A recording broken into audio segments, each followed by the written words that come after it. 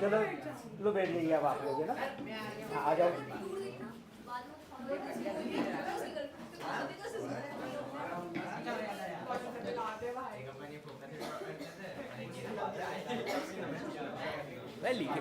लिखेंगे आज हम।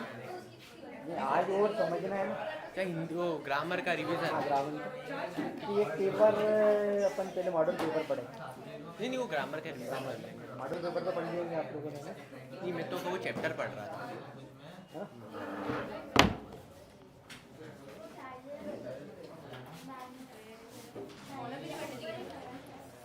काफी पेन है क्या साथ में? एक पेन तो है। कॉपी है ना सर? एक तो नोट्स कॉपी है, पेपर हाँ पेपर खाली हो गई सर।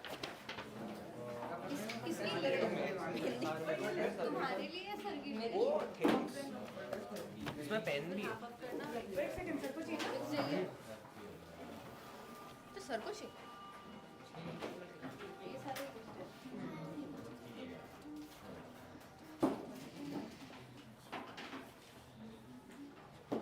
नहीं मेरे को लग जाएगी इधर से इतने सारे पॉइंट है उसमें, दिखेगा मैं कि कहाँ लगा हाथ पे तो सारे।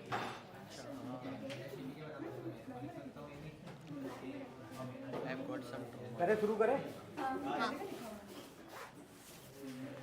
चलिए हिंदी साहित्य का इतिहास व्याकरण अपन प्रारंभ कर लेते हैं फिर से एक बार वो रिवाइज जी। और आप इसमें आप लोग जो इम्पोर्टेंट क्वेश्चन है उनको अगर नोट कर सको तो बहुत अच्छी बात है। अपन लगभग इस तरह से इसको निकालेंगे कि जिनमें एक जैसे आपको चाहिए कि आपको लिखना मैं बोल दूंगा आप लिख देना, एक कोई भी लिख लेना। अच्छा एक कोई फिर उसकी अच्छी से राइटिंग लिखना तो उसको फोटो खींच कर ग्रुप पे डाल देना, ठीक है ना? कॉमन चीज़ें जो परीक्षा में आप लोगों से पूछी जाती है, जैसे उदाहरण के लिए अपन इतिहास से संबंधित क्वेश्चन देखते हैं 2024 में जो पूछे गए थे।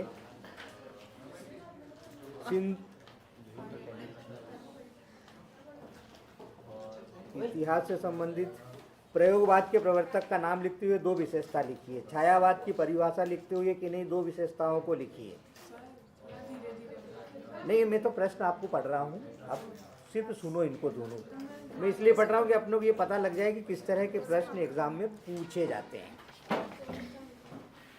दो प्रश्न आपसे इसमें पूछे गए हैं 24 में। कौन कौन से दो प्रश्न? 10वें नंबर पर है क्वेश्चन, ठीक है ना? और ऑब्जेक्टिव में रिक्त स्थान में 5वां मुक्तिबोध उपन्यास के रचनाकार।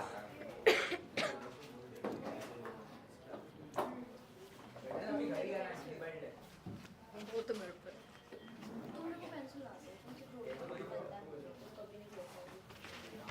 बोला जोड़ना मत।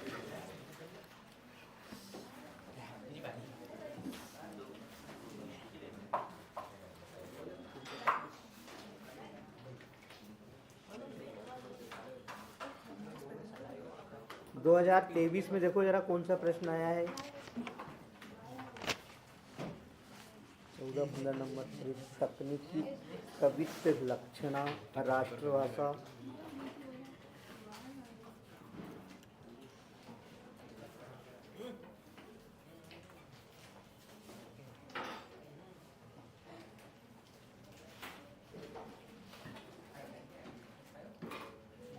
23 में इसमें एक भी प्रश्न नहीं पूछा गया है इतिहास से।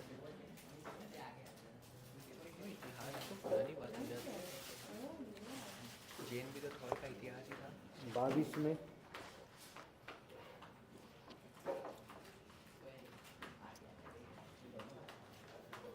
इतिहास जरूरी होता है फ्यूचर के सिंधु सभ्यता एक्सपीरियंस आता उसका पूछा है। क्या नहीं करना होता है काम।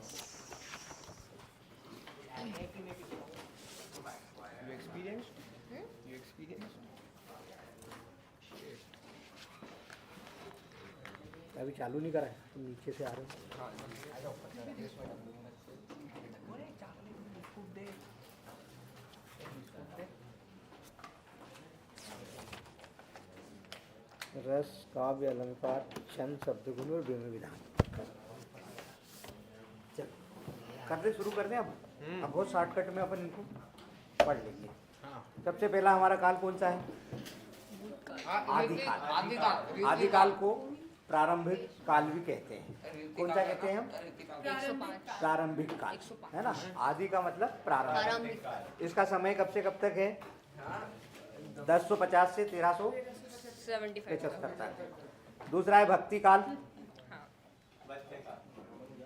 पूर्व मध्य काल। इसका समय 1375 से 1700 तीसरा आधुनिक काल।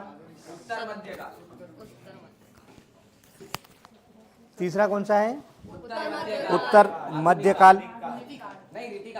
रीतिकाल जिसको उत्तर मध्य काल कहते हैं। इसका समय 1700 और आधुनिक काल 1900 अद्यतन काल जिसको कहते हैं अपन, है ना, जो 1900 से आज तक। सबसे पहला आदिकाल को किस नाम से जानते हो? वीरगाथा काल। यानी जैसा उसका नाम है उसी से उनकी दो विशेषताएं हमको निकालना है। कौन सी दो विशेषता होगी उनकी? पहली, राजा और उनके ऊपर लिखते थे। युद्धों का सौर्य प्रदर्शन करते थे। युद्धों का सजीव चित्रण युद्धों का सचिव चित्रण। और वीर रस की प्रधानता। सजीव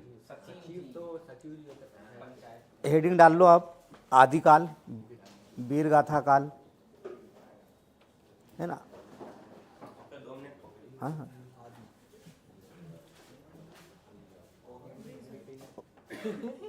ब्रैकेट में वीरगाथा काल।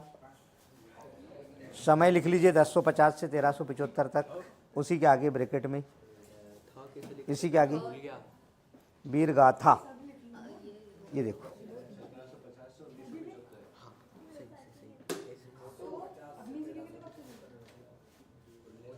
विशेषता में लिख लीजिए। समय लिख लिया, आगे समय 1050 से अगला विशेषता लिखिए। विशेषता में नंबर 1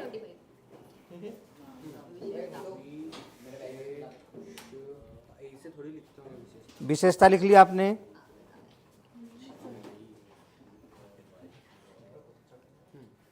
देखो कैसे लिखना है, ये देख लेना जरा। ये जैसे रीतिकाल लिखा हुआ है, रीतिकाल की विशेषता उनकी रचना और रचनाकार, है ना, ये लिखिए। आधुनिक काल ये बच्चों ने लिखा है ना, उनके दो दो नाम। सर फोटो भेजो ना। भेज दूंगा फोटो। मैं तो आपको ही ऐसे ही तैयारी करा रहा हूँ कि आप बिल्कुल शॉर्ट में एक पेज पर। नहीं, एक अभी 10 मिनट में, 10 मिनट से ज़्यादा काम नहीं है। हाँ भेज देंगे 98 है तुम्हारा नंबर तो है ना मेरे पास। ये केवल इसमें एक ही लिखा हुआ है अभी, इसलिए नहीं भेज रहा हूँ मैं अभी। अब चारों एक साथ लिख लेंगे ना। और आप बेटा 3 पॉइंट में अपन चारों काल को समेट लेंगे, चिंता मत करो आप। 5 मिनट आप लिखो। वीरगाथा काल लिख लिया आपने, उसके बाद समय लिख दिया।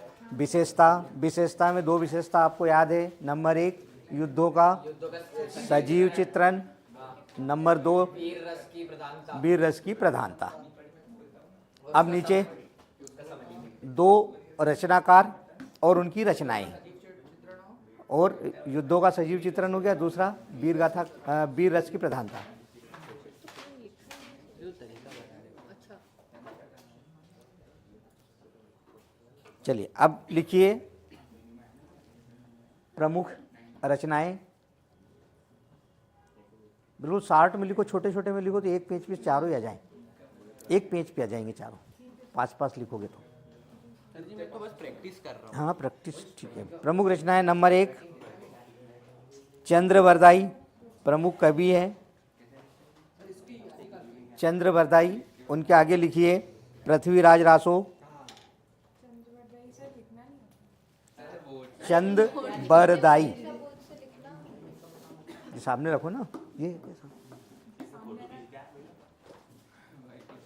दो नाम लिखना आपने, वो चंद्रवरदाई। दूसरा नाम आमिर खुसरो। दूसरा नाम आमिर खुसरो, ये लिखा है, ये लिखा है अमीर अमीर आमिर खुसरो। खुसरो, आमिर खुसरो। खुसरो। पहेलियाँ तथा गीत, पहेलियाँ तथा गीत। अमीर खुसरो, खुसरो, सरोते वाला। सर है सर।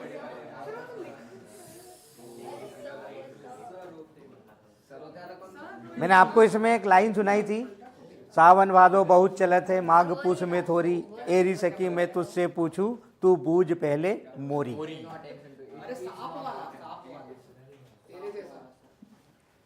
चलिए हो गए दोनों, दो नाम हो गए, दो रचनाएं हो गई इनकी, दो विशेषताएं हो गई।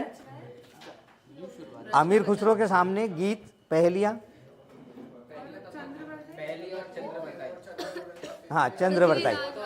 नरपति, नरपति नाहल की क्या है, खुमान रासो। और चंद्रवरदाई की पृथ्वीराज रासो। आमिर खुसरो की बिसल देव रासो, नलपति नाहल। हाँ चलिए दूसरा भक्ति काल। अब नीचे लिखिए भक्ति काल। भक्ति काल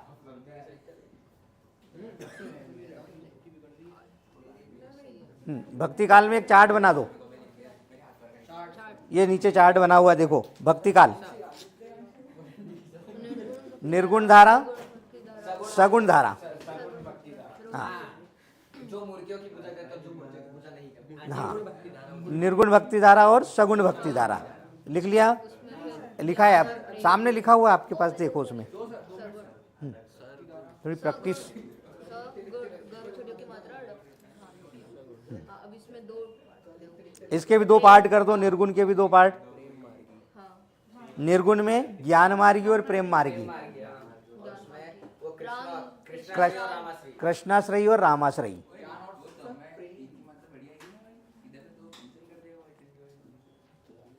कृष्णाश्रयी, रामाश्रयी, इधर देख लो।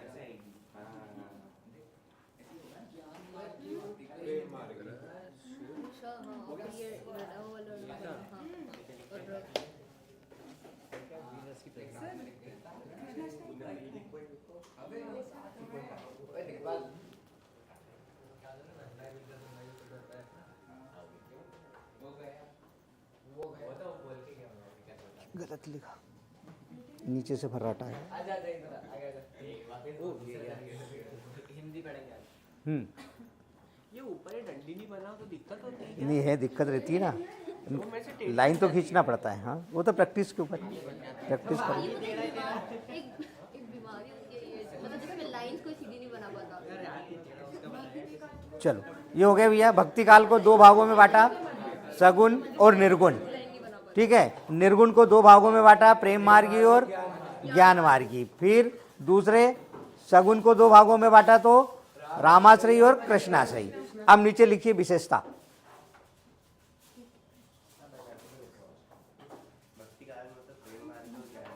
यही होती है विशेषता नंबर 1, एक नंबर डालिए इसमें, गुरु का महत्व।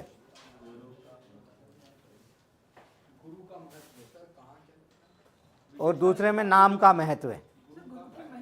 हाँ, गुरु की महिमा लिख लो, महत्व की जगह महिमा कर लो। गुरु महिमा और हाँ, गुरु की महिमा और दूसरा नाम का महत्व है। नाम का महत्व है, लिख लिया। अब लिखिए इसमें रचनाकार और उनकी रचनाएं। अब प्रेम मार्गी के पास ही लिखना, जहाँ आप लोगों ने जगह होगी ना उसमें। नहीं है, कोई बात नहीं, अलग अलग बनाए आपने। तो नंबर 1 मीराबाई, 1 नंबर में लिखिए। पहले प्रेम मार्गी लिखा है तो मीराबाई। हाँ, म में बड़ी की मात्रा, र में आ की मात्रा। मीराबाई, मीरा के पद, उनकी रचना है मीरा के पद। दूसरा नाम कबीरदास, ज्ञान मार्गी में कबीरदास। बीजक, कबीर के दोहे। हाँ, ज्ञान मार्गी। तो कृष्ण भक्ति धर्म हाँ। भी आनी चाहिए ना, उसमें भी आती है। उसमें भी आएगी। नहीं, इसमें इसलिए आएगी कि उन्होंने प्रेम से ओतप्रोत होकर ही सारी रचनाएं लिखी हैं। कृष्ण को ही उन्हें अपना सब कुछ माना है, उन्हीं के प्रति आसक्ति थी उनकी, इसलिए उनको प्रेम मार्गी। हाँ, लिख लिया। कबीरदास में बीजक, कबीर के दोहे, याद रहेगा आपको अच्छे से, कबीर के दोहे। तीसरा नाम लिखिए आप, कृष्णाश्रयी में सूरदास। कृष्णाश्रयी, सूरदास। सूर सारावली या सूर के पद। हाँ, सूर सागर, सूर सारावली, सूर के पद। सूर, सूर में याद रहेगा आप लोगों को। तीनों रचनाएं सूरदास जी की हैं। हाँ, एक कोई सी भी लिख लो आप जो याद रख सको, एक रचना, ठीक है। चौथा नाम लिखिए रामाश्रयी में। रामाश्रयी जो चौथा है हमारा, तुलसीदास। रामाश्रयी जिन्होंने राम के बारे में लिखा है, तो कौन सी रचना है उनकी? रामायण।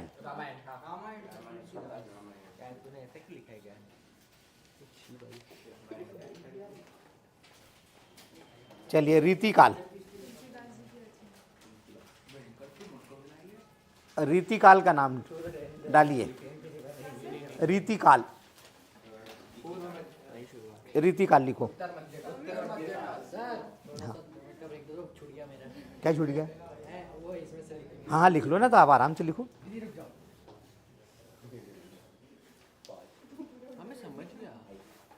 हाँ, रीतिकाल अंडरलाइन कर लो, नीचे नीचे लिखो। रीतिकाल को किस किस नाम से जानते हैं, जरा नाम लिख लो यहाँ पर।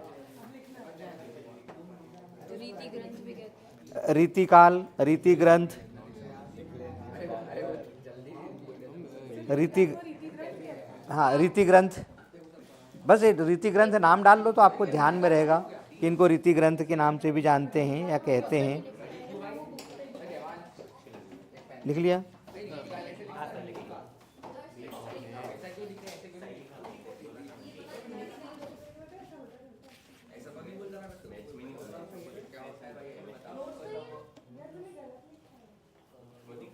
विशेषता लिखो। विशेषता,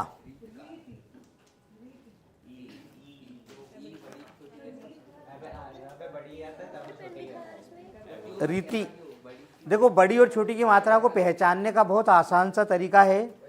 जिसमें ज़्यादा समय लगता है वो बड़ी की मात्राएं होती है, और जिनमें कम समय लगता है वो छोटी की मात्राएं होती है। जैसे हाँ, पिता, पीता। पिता पालक, हमारे फादर, और पीता यानी किसी भी चीज़ को हम पीना, दोनों में अंतर है, ठीक है ना। अब रीति और रीति। रीति, एक रीति का मतलब खाली, और एक रीति क्या होता है? नियम। नियम। चलिए, विशेषता नंबर 1। अब रीति मतलब नियम। त में छोटी की मात्रा, र में बड़ी की मात्रा, त में छोटी की मात्रा, इसलिए कि रीति, सुन लो बेटा इधर, उसमें छोटी की मात्रा इसलिए है कि रीति मतलब नियम। रीति, रीति अगर बोलेंगे तो खाली, रीति नियम है ना। चलिए, रीति विशेषता में लिखिए नंबर 1 अलंकार प्रियता, श्रृंगार प्रियता। नंबर 1 अलंकार प्रियता,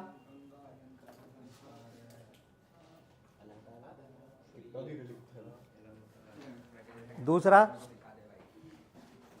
श्रृंगार प्रियता। अब ये रीति के अंतर्गत है, नियम के अंतर्गत है, इसलिए इसमें क्या आ गया भैया, अलंकार भी आ गए और रस भी आ गए। रस और अलंकार यानी काव्य को सजाने के लिए अलंकारों की आवश्यकता होती है। अलंकार की परिभाषा क्या है?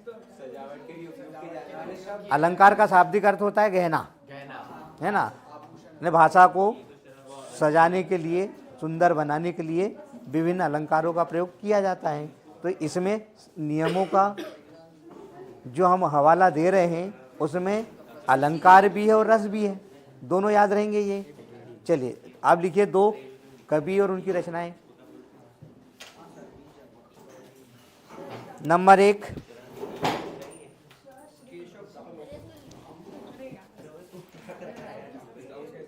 केशवदास रामचंद्रिका,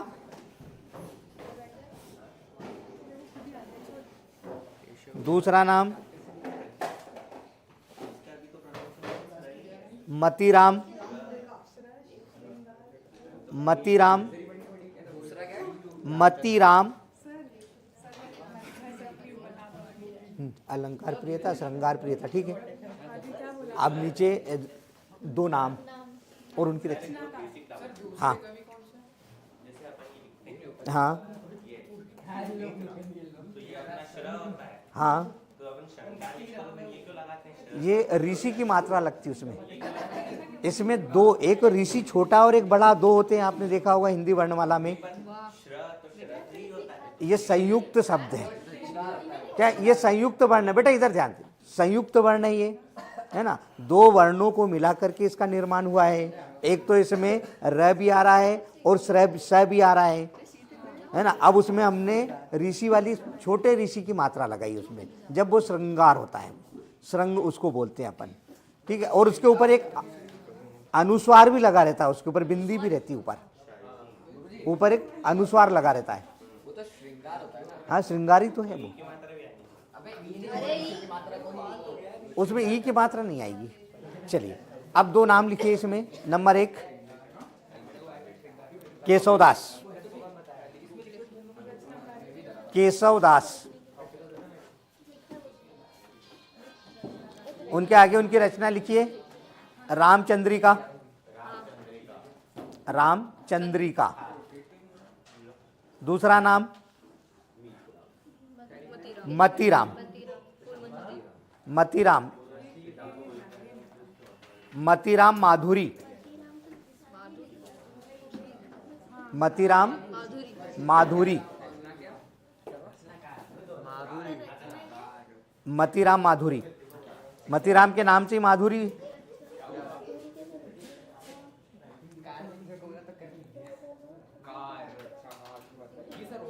हो गया। नेक्स्ट आधुनिक काल, आधुनिक काल, आधुनिक काल। ये लिखा है।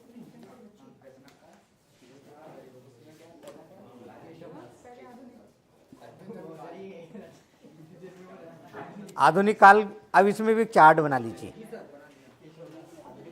जिसमें लिखिए भारत तेंदु युग, भारत तेंदु युग। ये देखो,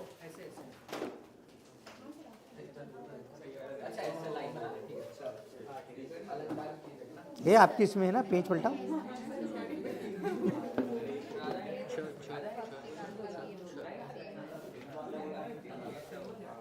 आइए बना हुआ। चलो जल्दी से लिख लो नाम। 2 लाइन लिखाऊंगा केवल इनके, ये चार्ट बनाने के बाद 2 लाइन लिखना बस, सबके लिए। नाम भी इसमें कॉमन ले लेंगे अपन। इसमें एक नाम जो 4 बार जो आया है आप लोगों को याद होगा, चांद का मुंह टेढ़ा, कौन की रचना थी? हाँ सोचो। गजा गजा गजा गजानन माधव मुक्ति बोध, ये सभी में है, ठीक है। और सुमित्रा नंदन, ठीक है। ये दोनों नाम सभी युग में हैं। माधव मुक्ति बोध, सुमित्रा नंदन पंत, पल्लवी, हाँ उनकी भी रचना। चलिए पहले तो ये नोट तो करो, फिर आगे अपन बात करते हैं। जल्दी इसको लिखो।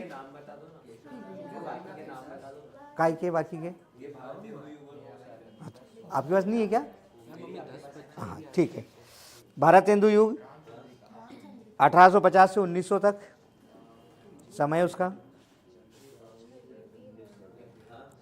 दूसरा द्विवेदी युग 1900 से 1920।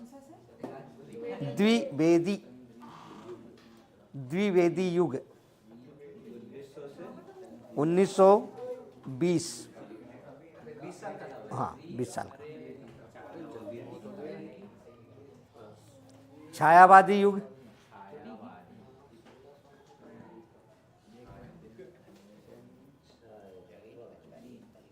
1920 से 1936, 1920 से 1936।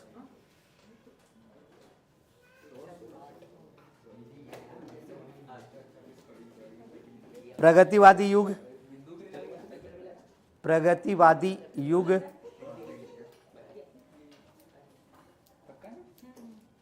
1936 से 1943, 1936 से 1943, 43। फिर प्रयोगवादी युग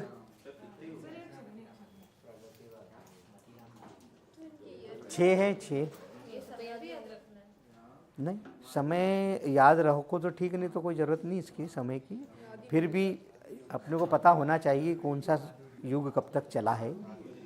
कभी कभार या ऑब्जेक्टिव में आप लोगों से पूछ लिया जाता है कि प्रयोगवाद का समय काल क्या है, और वो समय दिया रहता है, उसमें से आपको एक सही छांट करके लिखना रहता है, ठीक है ना। जैसे आप लोगों से पूछ ले वो कि प्रगतिवादी युग का समय है, और ये 4-5 के समय लिख दिए वहाँ, उनमें से एक सही है, तो आपको वो एक सही समय को आपकी आंसर शीट पे लिखना पड़ेगा। तो ये इसलिए अपने को पता होना चाहिए। अगला प्रयोगवादी युग लिख लिया, 1943 से 1950, 1943 से 1950। और फिर नई कविता 1950 से अब तक, आज तक।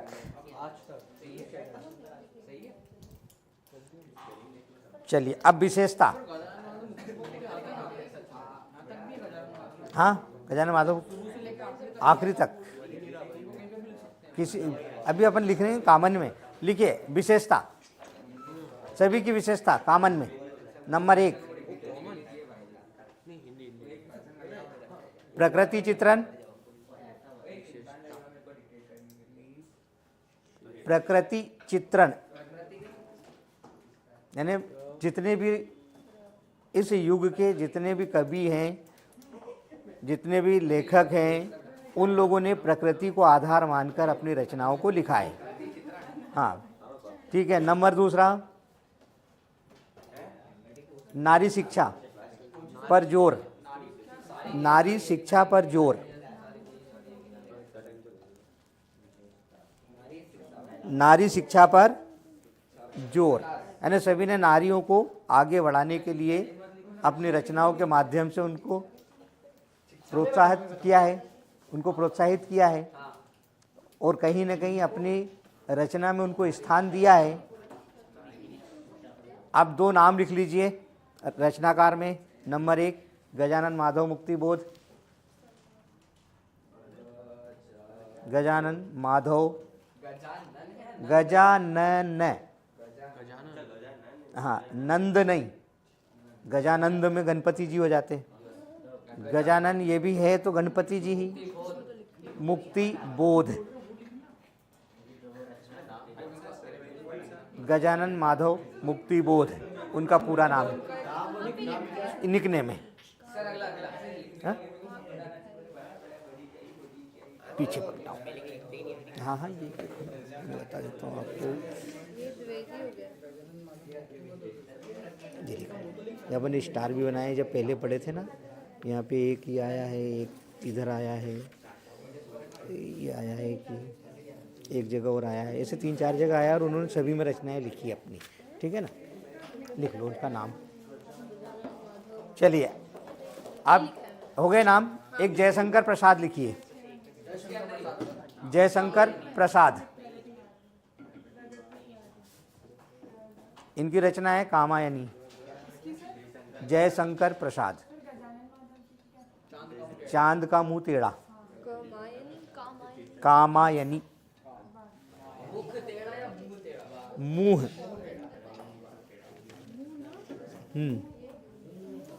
देखो ये लिखा बेटा।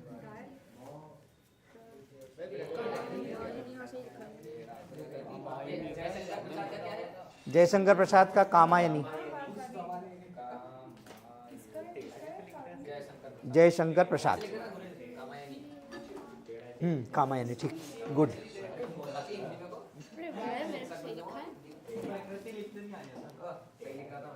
अब इधर ध्यान दो जरा। आप लोगों ने ये जो हिंदी साहित्य का जो काल विभाजन था वो तो अपन ने नोट कर लिया है। अब इसमें किसी भी काल की विशेषता आपसे अगर पूछी जाए तो एक प्रकृति चित्रण, यानी कॉमन हो गया ये, हर एक, चाहे वो आदि काल हो यानी वीरगाथा काल, उसमें भी प्रकृति का चित्रण किया गया था। दूसरा भक्ति काल हो, उसमें भी प्रकृति का चित्रण हुआ है, यानी रीतिकाल, और सभी में कॉमन हो जाएगा एक। यानी आप लोगों से 2 नंबर का मात्र प्रश्न पूछा जाता है कि रीतिकाल की विशेषता लिखिए। ठीक है, और एक और नाम का महत्व या गुरु की महिमा, यानी सभी कालों में गुरु को महत्व दिया गया है। हाँ, मैं तो कॉमन चीज आपको बता रहा हूँ। ये सब में आएगा वो भी, पर वो कौन से में जो अपन ने 6 बाद में लिखे ना आधुनिक काल वाले, उनके तो उनमें सब में आ जाएगा। हाँ, भक्ति काल में अपन ने 7 लिखे हैं। भक्ति काल, फिर उसको 2 पार्ट में बांटा, सगुण निर्गुण, फिर उसको 2-2 पार्ट में बांटा है अपन ने, रामाश्रयी, हाँ, ज्ञान मार्गी, प्रेम मार्गी, रामाश्रयी, कृष्णाश्रयी। इन 7 के 2 पॉइंट है हमारे पास, नाम का महत्व और गुरु की महिमा। क्लियर?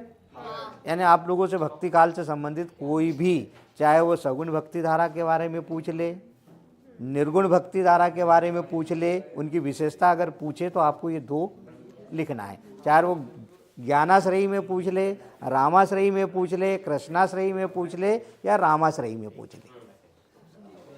क्लियर हो गया ये? यानी आपके पास हाँ, नाम की महिमा, यानी गुरु का महत्व कैसा कहा है कि गुरु ब्रह्मा वाला एक श्लोक तो ही याद, गुरु गोविंद दो खड़े, काके लागू पाओ, बलिहारी गुरु आपकी गोविंद दियो बताएं।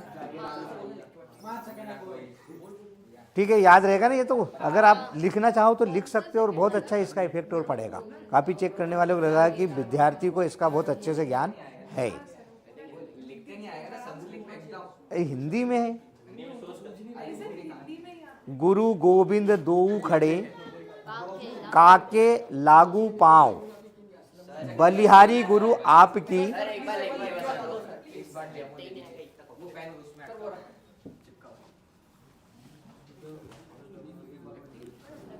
कौन सा लेना है?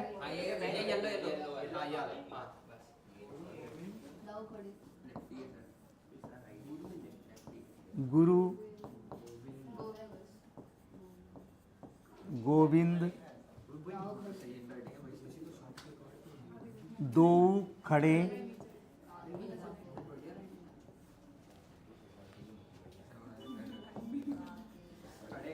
काके लागू पाव।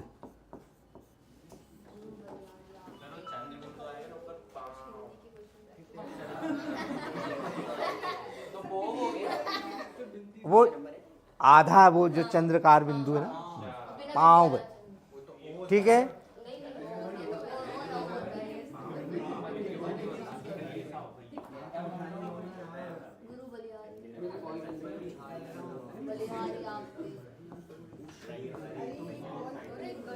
बलिहारी गुरु आपकी, बलिहारी गुरु आपकी, गोविंद, हाँ,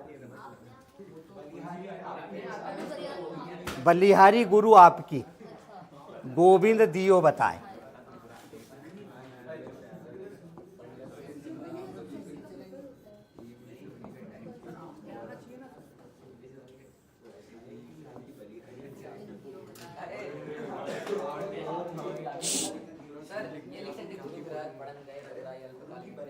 वो चौपाई है, वो क्या है, चौपाई, ठीक है। ये गुरु का महत्व है। चौपाई जिसमें ये सम्मात्रिक छंद होता है, इसमें 4 चरण होते हैं, प्रत्येक चरण में 16-16 मात्राएं होती हैं, है ना। और अंत में 2 गुरु होते हैं, लघु गुरु। हाँ, 16 मात्रा चौपाई में ही होती है, इसके अलावा है ही नहीं किसी में।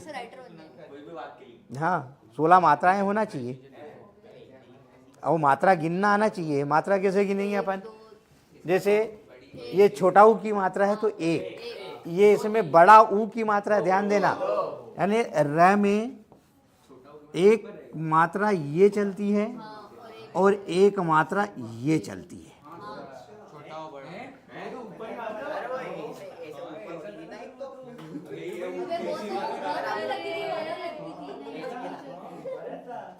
एक छोटा ऊ की, एक बड़ा ऊ की मात्रा होती है।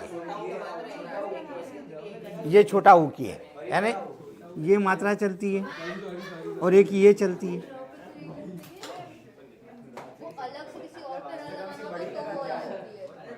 हम लोग क्या इन चीज़ों पर ज़्यादा ध्यान नहीं दे पाते, केवल हम लोग लिख लेते हैं, ठीक है।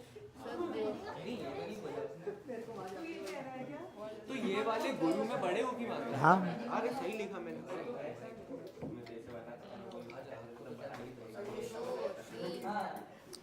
ये दोहा है। हाँ, ये दोहा है, लिख सकते हो ना आप।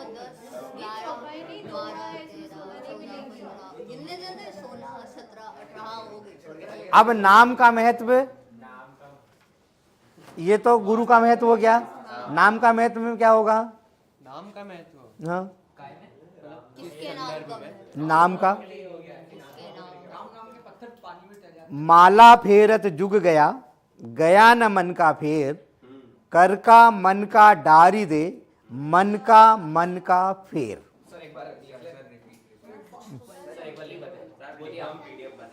हाँ, लिखते जाओगे। माला फेरत जुग गया, फेरत,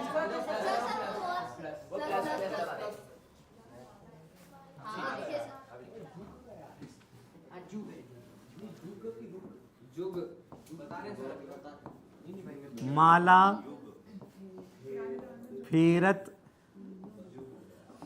जुग मतलब युग, है ना। माला फेरत जुग गया, गया न मन का फेर।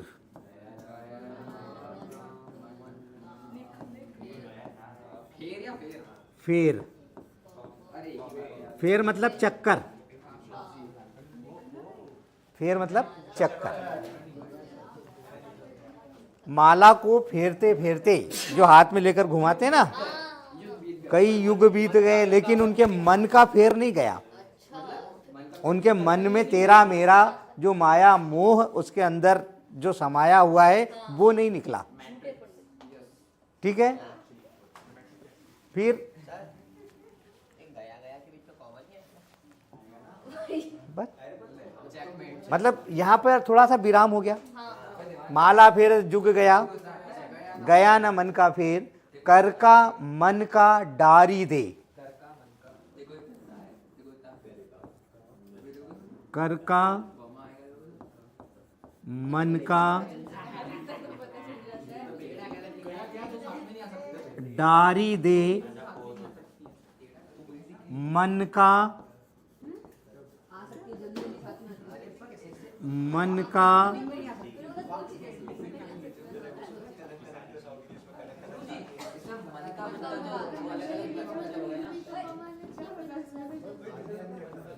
हाँ बोलो क्या बोल रहे हैं? ये दे दिया ना मैंने यहाँ पे। मन का एक हमारे हृदय वाला और एक मन का होता मोती। हाँ, एक मन का होता है मोती मणि, है ना, और एक मन का यानी हमारे मन का, हमारे हृदय का। अब उनने कहा तो मैंने लगा दिया, कोई दिक्कत नहीं है, उनको अलग अलग जैसे लगाओ या नहीं लगाओ इससे कोई, क्योंकि ये पुनरुक्ति में भी आ जाता है। आप लोगों ने पुनरुक्ति अलंकार पढ़ा है, उस अलंकार का भी उदाहरण बन सकता है आपका, क्योंकि इसमें दो शब्द आ रहे हैं और एक यहाँ पर भी मन का आ रहा है। अब इसको समझ लो जरा एक बार। माला फेर जुग गया, गया ना मन का फेर, यहां तक तो समझ में आ गया था।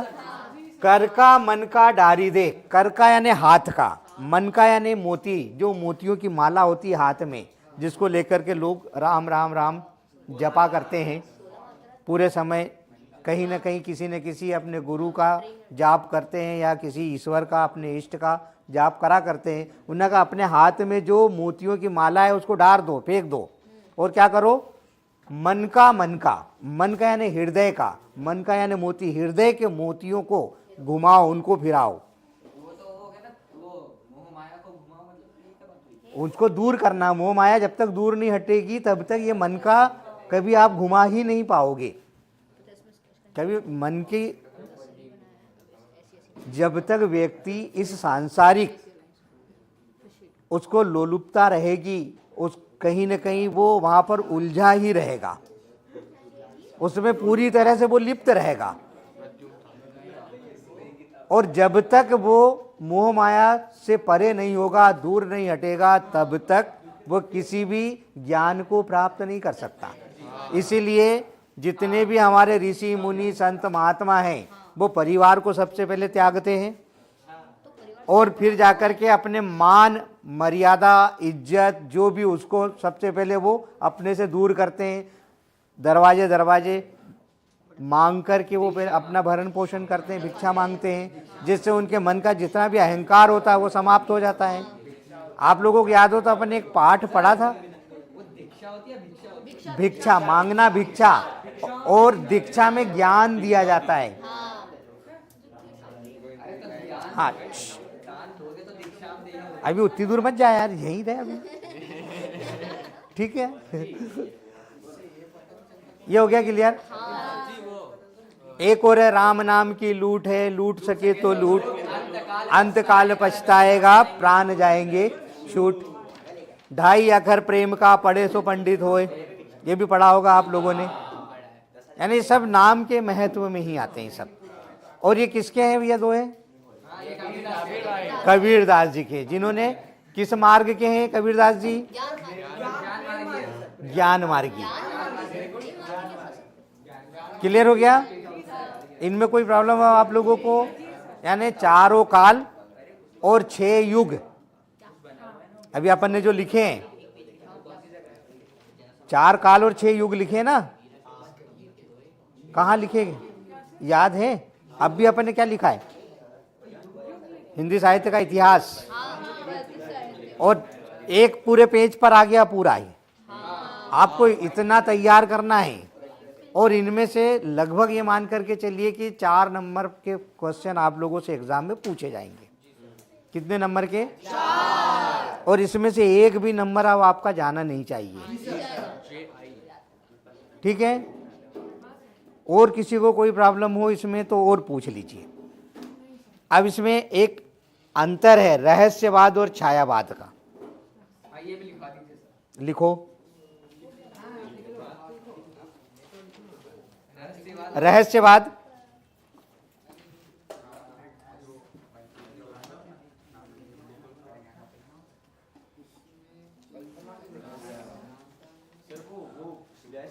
हाँ, बीच में लाइन खींच लो। एक तरफ रहस्यवाद, दूसरे तरफ छायावाद।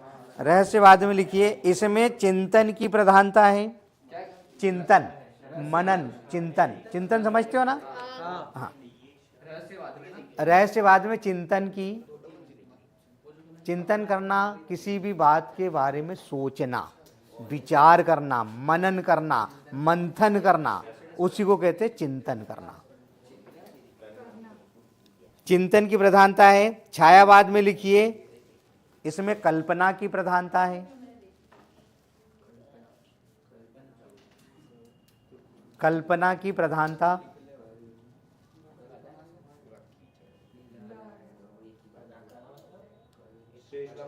नंबर दूसरा डालिए।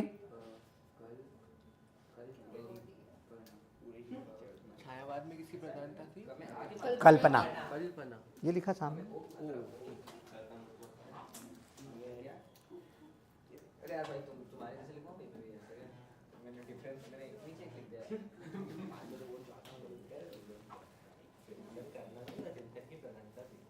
नंबर दूसरा रहस्यवाद में लिखिए ज्ञान व बुद्धि तत्व की प्रधानता।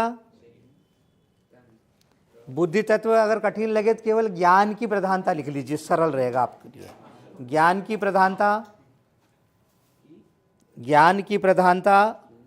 और छायावाद में भावना की प्रधानता।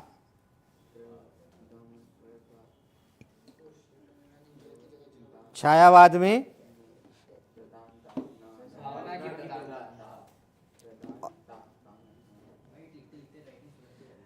तीसरा है रहस्यवाद में इसकी प्रकृति दार्शनिक। दार्शनिक, हाँ, जो दूसरे वाले में इसके मूल में प्रकृति। हाँ, पहले वाले में इसकी प्रकृति दार्शनिक है। दार्शनिक मतलब किसी भी बात पर जो विचार करते, चिंतन करते हैं तो वो इस तरह से, जैसे अपन ने रेखा चित्र पढ़ा है, रेखा चित्र पढ़ा था ना अपन ने, कि उसमें चित्र सामने उभर कर आ जाते हैं। दर्शन जिसको अपन कहते हैं, दर्शन शास्त्र के अंतर्गत आता है ना? तो दूसरे वाले में केवल इसके मूल में प्रकृति है। प्रकृति का तात्पर्य क्या लिखे बताओ? मतलब ही नहीं समझ आया मेरे को। दार्शनिक का शाब्दिक अर्थ। हाँ, ये ले।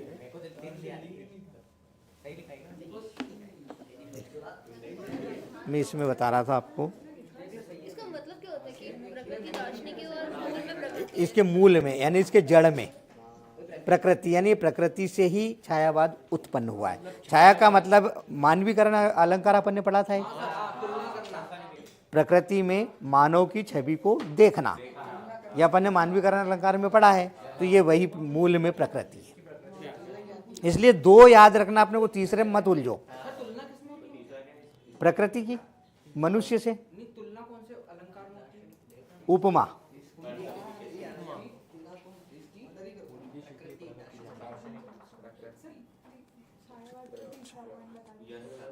तीसरा पॉइंट बोल दो बेटा। इसके मूल में प्रकृति है। मैं इसमें जरा देख के बताऊं आपको। मूल में प्रकृति है। नेचर पे डिपेंडेंट है, मतलब ऐसा। मूल में प्रकृति।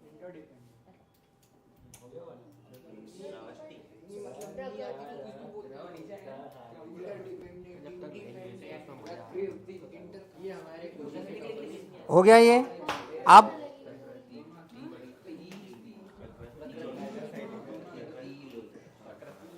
अब लिखिए तार सप्तक, प्रथम तार सप्तक 1943 तक और दूसरा तार सप्तक 1951 ये क्या होता है सर? तार सप्तक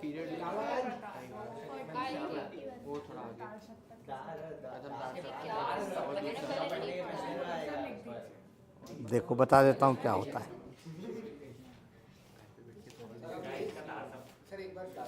देखो पहला तार सप्तक 1943। ये होता तार सप्तक का मतलब है इसमें 7 कवियों ने मिलकर के जो रचनाएं की हैं उसको कहते हैं हम तार सप्तक। तो ये किस लिए अलाउंग है? लिखते कैसे हैं? स पादा तय और क।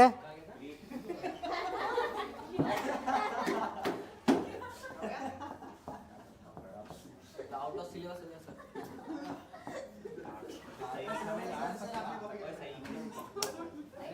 तो ये किसके मतलब किसके अंतर आज्ञे आज्ञे जी के द्वारा रचित।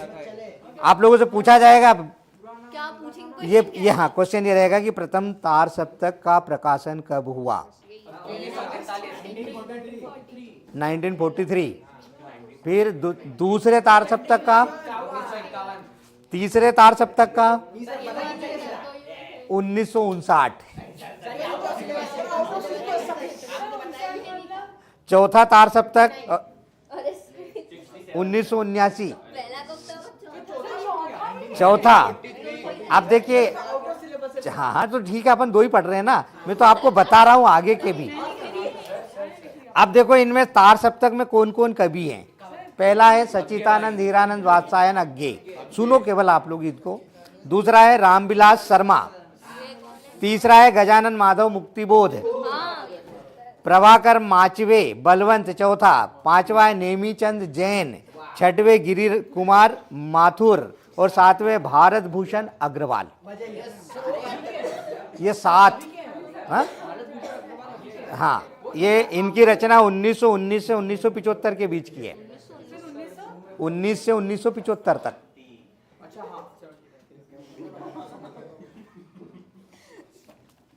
अब इसमें दूसरा, तीसरा, चौथा, सबसे लास्ट वाला भारत भूषण अग्रवाल नहीं, सिर्फ एक का नाम याद रखना है अपने को, अज्ञे जी का। अज्ञे का पूरा नाम क्या है? फिर से बोलो। वात्सल्य नहीं है, वात्सायन।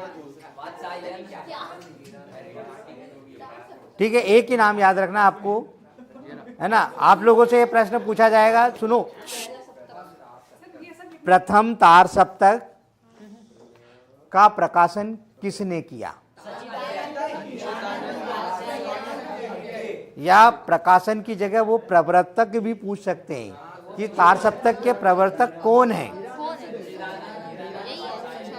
ठीक है, यानी इस प्रश्न को 3 तरह से घुमा करके आप लोगों से पूछा जा सकता है और उसका उत्तर केवल अज्ञे।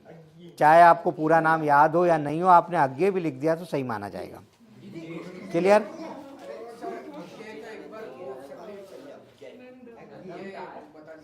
अज्ञे उनका सच्चिदानंद, सुन लो, सच्चिदानंद, हीरानंद, वात्सायन, ये तो उनका नाम हो गया, और साथ में अज्ञे उनका उपनाम जिसको बोलते हैं ना, निकनेम। अरे उनका यूजर हाँ सर जी दूसरे का बस पहला एक ही, दोनों में एक ही है। अच्छा दोनों में एक ही है। हाँ दोनों के। तो साल तक जोड़ा ये लिख के बता दीजिए।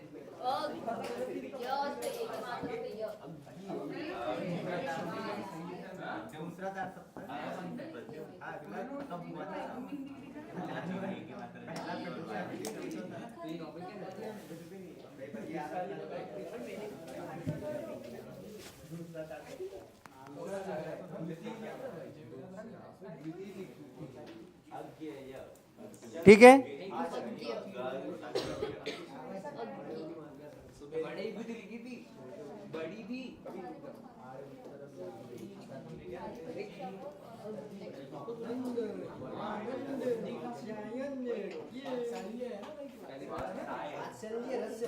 अब ध्यान से सुन लो। अब आप लोग इनमें प्रश्न कौन कौन से बनेंगे एक बार फिर से मैं रिपीट कर रहा हूं। आपसे किसी भी काल की 2 विशेषताएं पूछी जा सकती है। कोई भी काल के 2 कवि और उनकी रचनाएं एक एक पूछी जा सकती है। तीसरा, इसमें आप लोगों से ऑब्जेक्टिव में कोई भी काल का समय पूछा जा सकता है। चौथा प्रश्न इसमें जो रहेगा, रहस्यवाद और छायावाद में अंतर पूछा जा सकता है। ठीक है, ये प्रश्न जो है। और एक अभी अपन ने तार सप्तक वाला पढ़ा है, यानी कोई भी तार सप्तक का वो आपसे प्रवर्तक का नाम पूछ ले, प्रकाशन का सन पूछ ले, तो आप लोगों को ये लिखना है आगे। ठीक है,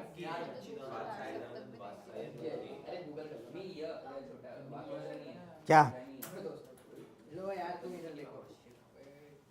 अब इसको इस तरह से एक पेज पर आप लोग आप डिजाइन करना, एक ही पेज पर पूरा आ जाइए। ठीक है ना, मैंने आपको बता दिया। और मैंने शायद अंतर भेजे भी ग्रुप पे, कल कौन ने लिए थे?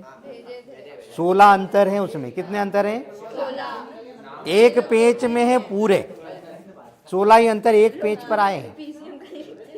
ठीक है, अब कल अपन इसके आगे का पढ़ेंगे। हाँ, टाइम हो गया।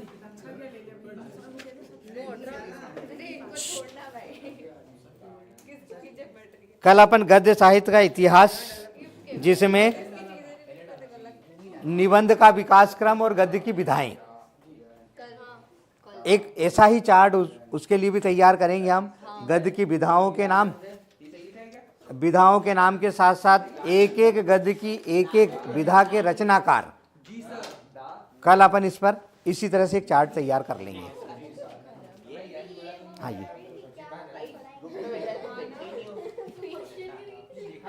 डला हुआ है, इस पर डाल दिया। चलिए ठीक है,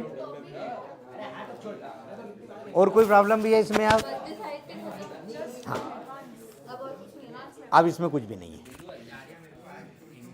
इसको बंद करो। क्या बोलेगी? हाँ सर, हो गया। ये कल याद करके सुना दोगे आपको? लिखकर बताना।